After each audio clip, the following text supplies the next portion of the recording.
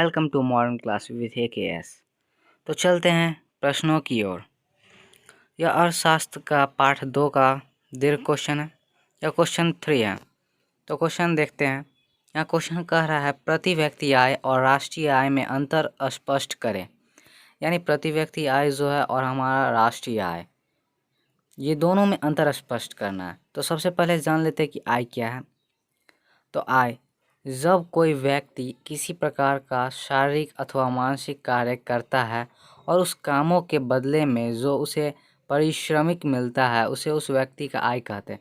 यानी कि कोई व्यक्ति जो है अपने जीवन में शारीरिक या मानसिक, यानी शरीर के द्वारा या मस्तिष्क के द्वारा कोई भी काम को करता है, तो उस काम के बदले है जो उसे पारिश्रमिक, यानी उस काम के बदले उसे जो रकम मिलता है, उसे उस व्यक्ति का आय कहते हैं। अब यहाँ प्रति व्यक्ति आय देख ले रहे हैं। तो प्रति व्यक्ति आय जो है किसी देश की राष्ट्रीय आय और उस देश की कुल जनसंख्या के अनुपात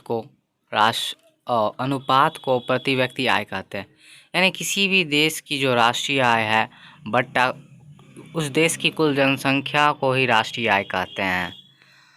अब प्रति व्यक्ति आय बराबर राष्ट्रीय आय बटे कुल जनसंख्या, ये भी आप संकेत के रूप में लिख सकते हैं। उसके बाद अब राष्ट्रीय आय देख लेते हैं। तो किसी देश में एक वर्ष की अवधि में उत्पादित सभी वस्तुओं एवं सेवाओं के मौद्रिक मूल्य के योग को राष्ट्रीय आय कहते हैं।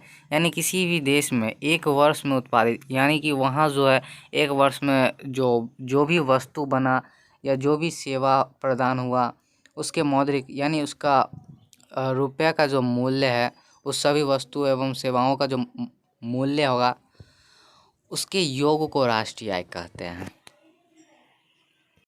अब यहाँ अगला क्वेश्चन देखते हैं, क्वेश्चन नंबर 4। क्वेश्चन 4 में कह रहा है राष्ट्रीय आय में बढ़ोतरी भारतीय विकास के लिए किस प्रकार यानी किस तरह लाभ प्रदान है, वर्णन करें। यानी राष्ट्रीय आय में अगर वृद्धि होगी या बढ़ोतरी होगी तो भारतीय विकास यानी भारत के विकास के लिए किस तरह लाभ प्रदान है, वर्णन करना है वही। तो यहाँ इसका उत्तर देखते हैं। किसी भी राष्ट्र की संपन्नता अथवा विपन्नता वहाँ के लोगों की प्रति व्यक्ति आय या संयुक्त रूप से सभी व्यक्तियों के आय के योग, जिसे राष्ट्रीय आय कहते हैं, के माध्यम से जाना जाता है। राष्ट्रीय आय के विकास के लिए जो भी प्रयास किए जाते हैं वह उस राष्ट्र के सीमा क्षेत्र के अंदर रहने वाले लोगों की उत्पादकता अथवा उनकी आय बढ़ाने के माध्यम से की जाती है।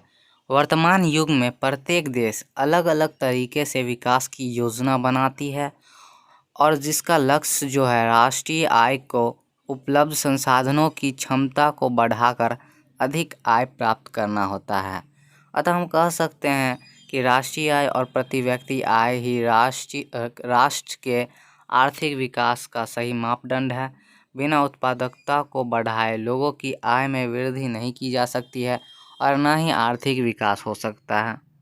यानी यह पूरा उत्तर से यह निष्कर्ष निकलता है कि किसी भी देश में वहाँ के राष्ट्रीय आय जो है उसके द्वारा उपलब्ध संसाधनों की क्षमता को बढ़ाते हैं। माने कि उस देश में जो उपलब्ध संसाधन है उसकी क्षमता को बढ़ाकर वहाँ के राष्ट्रीय आय को बढ़ाना ही उसका मकसद होता है। और इससे जब राष्ट्रीय आय में वृद्धि होगी तो प्रति व्यक्ति आय में वृद्धि होगी और इस तरह देश में विकास तेजी से बढ़ेगा। Thank you for watching.